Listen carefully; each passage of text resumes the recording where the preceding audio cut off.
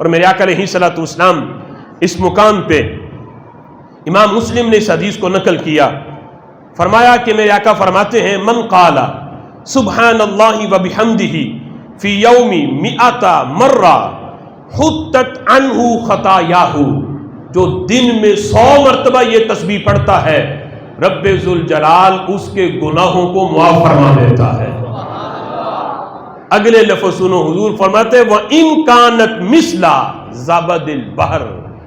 اگرچہ اس کے گناہ سمندر کی جھاگ کے برابر کیوں نہ ہو، دن میں کوئی بندہ 100 مرتبہ یہ تسبیح پڑھ لے۔ اور امام مسلم نے اس کو نقل کیا، صحاح ستہ میں جس کتاب کا درجہ دوسرے نمبر پہ ہے بخاری شریف کے بعد، اس میں یہ حدیث نقل ہے 100 مرتبہ دن میں یہ کوئی تسبیح پڑھے اللہ سمندر کی جھاگ کے برابر گناہوں کو بھی معاف فرما دیتا ہے۔ اور حضرت ام ہانی بنت ابی طالب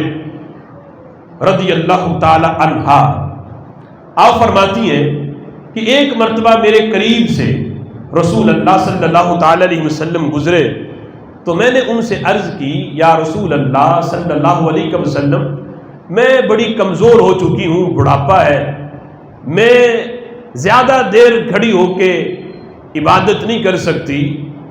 یا بیٹھ کے بھی نہیں کر سکتی، بڑھاپا ہے، بیٹھا بھی نہیں جاتا، زیادہ کھڑا بھی نہیں ہوا جاتا، تو محبوب کوئی ایسی تسبیح بتاؤ جو بیٹھ کے پڑھوں لیٹ کے پڑھوں تو میری یہ والی جو کمی ہے کہ نفلی عبادت مجھ سے زیادہ نہیں ہوتی تو یہ کمی پوری ہو جائے۔ تو میرے آقا علیہ الصلوۃ والسلام نے اس مقام پر حضرت ام ہانی کو جو تسبیح دی وہ تسبیح کیا تھی؟ سبح اللہ 100 تسبیحۃ۔ میرے آقا علیہ الصلوۃ والسلام نے فرمایا 100 مرتبہ تم تسبیح کرو، یعنی سبحان اللہ اگر یہ کلمات بندہ 100 مرتبہ پڑھ لے تو اللہ کی تسبیح ہو جاتی ہے۔ وَبِحَمْدِهِ آگے یہ کلمات پڑھے تو 100 مرتبہ اگر یہ پڑھ لے تو حمد بھی ہے۔ فرمایا 100 مرتبہ اللہ کی تسبیح کرو، فَإِنَّهَا تَعْدِلْ لَكِ 100 رَقْبَةٍ، یہ 100 مرتبہ تسبیح کرنا اس کا اتنا اجر ہے گویا کہ تم نے 100 غلام خرید کے اللہ کے رستے میں ان کو آزاد کر دیا۔ 100 غلام خرید کے ایک غلام کو آزاد کرنے کا اجر اتنا ہے۔ میرے آقا فرماتے ہیں جس نے ایک غلام خرید کے آزاد کیا گویا کہ اس نے اپنا پورا بدن جہنم کی آگ سے آزاد کر دیا۔